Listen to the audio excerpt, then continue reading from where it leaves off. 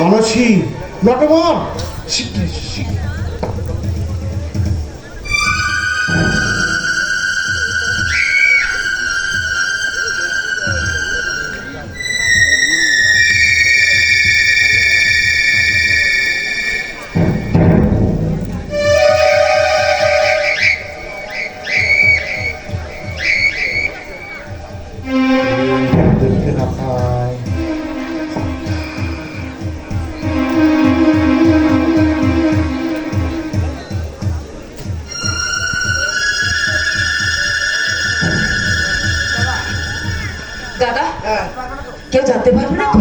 কেউ জানতে পারবে না, আমার খুব বিশ্বাসী লোক। কিন্তু এই রাতে এতখানি পথ, ও ঠিক সময় পৌঁছে যাবে। কিন্তু কোনো রকম যদি চক্রান্ত ফাঁস হয়ে যায় তাহলে কি হবে দাদা? সেটা আমার ঠিক করা আছে। ওই দেওয়ানজিকে চক্রান্ত বলে করে ধরিয়ে নিবি।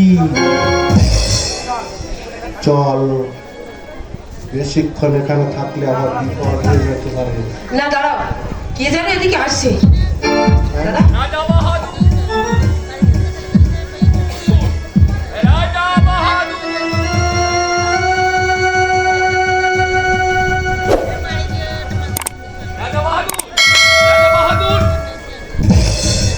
ছোট বউরানী রণধীর বাবু, দয়া করুন এই বৃদ্ধ ব্রাহ্মণকে দয়া করুন। কি ব্যাপার, কি হয়েছে? কি 30 বছর ধরে বিশ্বাসী বলে, প্রভু ভক্ত বলে যে সুনাম আমি অর্জন করেছি, একবার তা মিথ্যা বেঈমানির কালিতে কলঙ্কিত করেছেন।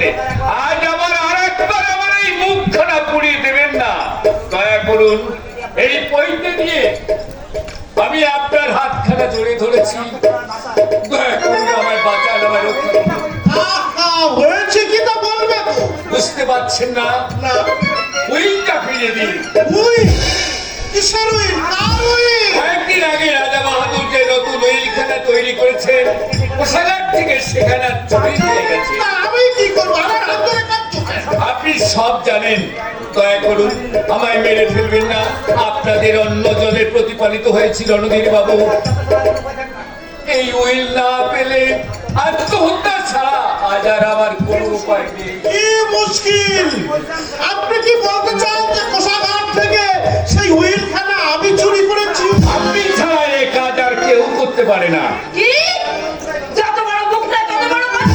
তুমি কি এত সাহস? ছোট বউরানী, আপনি ভেবেছেন কি? আপনি ভেবেছেন নাকি? আপনি জানেন আপনি কাকে কি বলছেন? হ্যাঁ হ্যাঁ, আমি ঠিকই বলছি। শুনুন রণধীর বাবু, আজ আমি মরিয়া হয়েছি, আমি ব্রাহ্মণ, আমার মন বলছে আপনি উইল নিয়েছেন। এই পইতে ছুঁয়ে আমি প্রতিজ্ঞা করছি, এই মুহূর্তে আমি এই বাড়ি ছেড়ে চলে যাব। আর কোনোদিন আপনাদের ছায়াও আমি মারাতে আসবো না। শুধু উইলটা ফিরে দিন, মনিবকে বুঝিয়ে দিয়ে জন্মের মতো বিদায় হই।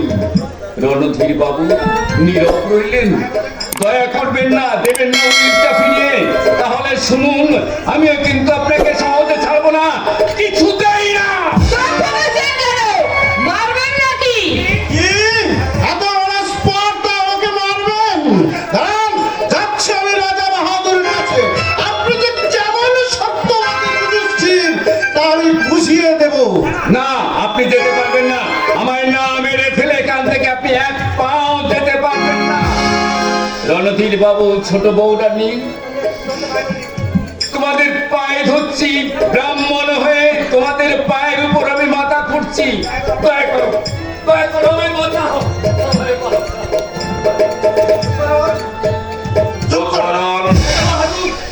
রাজা বাহাদুর।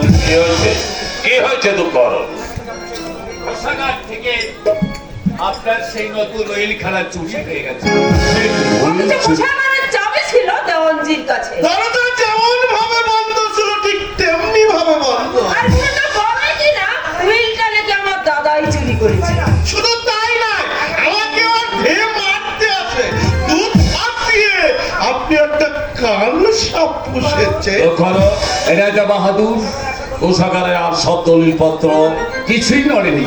গয়নাগাটি, টাকা কড়ি সবই ঠিক আছে, শুধু উইলখানা নেই। দেখুন, ব্যাপারটা একটু ভালো করে চিন্তা করে দেখুন। দুঃখর, তোমাকে আমি সন্তুষ্ট হতে পারবেন না, কোনো মানুষই সন্তুষ্ট হতে পারে না। নইলে মনে মনে আমি সব বুঝতে পারছি, কিন্তু আয়নায় ছবি আমি ধরতে পারছি না। দুঃখ আরো। রাজা বাহাদুর, আমি ব্রাহ্মণ সন্তান। ত্রিসন্ধ্যা গায়ত্রী জপ না করে আমি কোনোদিন জল গ্রহণ করিনি। এই পৈতে ছুঁয়ে আমি বলছি আমি নির্দোষী, আমার মধ্যে কোনো পাপ নেই। আপনি তামা তুলসী গঙ্গা জল নিয়ে আসুন, আমি তাই যে প্রতিজ্ঞা করছি, আমার মধ্যে যদি বিন্দুমাত্র পাপ থাকে, মিথ্যার কলঙ্ক স্পর্শ যদি এই ব্রাহ্মণের দেহ এতটুকু কলুষিত হয়ে থাকে, তাহলে কাল প্রভাতের সঙ্গে সঙ্গে আমার এই মুখ দিয়ে যেন ঝলকে ঝলকে রক্ত ওঠে। আমার এই মুখ দিয়ে যেন ঝলকে ঝলকে রক্ত ওঠে।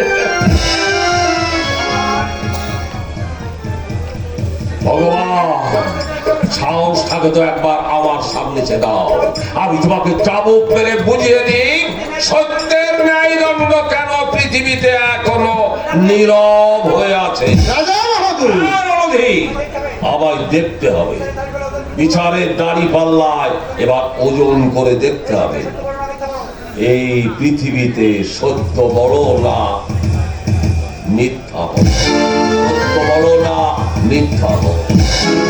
আমাকে দেখতে হবে রণধীর, দেখতে হবে মানসী, সত্য বড় না মিথ্যা বড়। মানসী, দাদা, দাদা,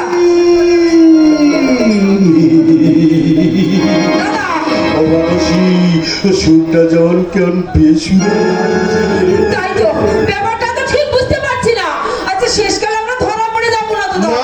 মাথা খারাপ তোর, ধরা পড়ো, মাথা খারাপ। আমি জলে যখন নেমেছি দেখবো এর তলদেশ কোথায়, আর সাগরে যখন পা দিয়েছি এ সাগর আমাকে পার হতেই হবে। এসো দাদা। আমি অপার হয়ে বসে আছি। ওগো দয়াময়,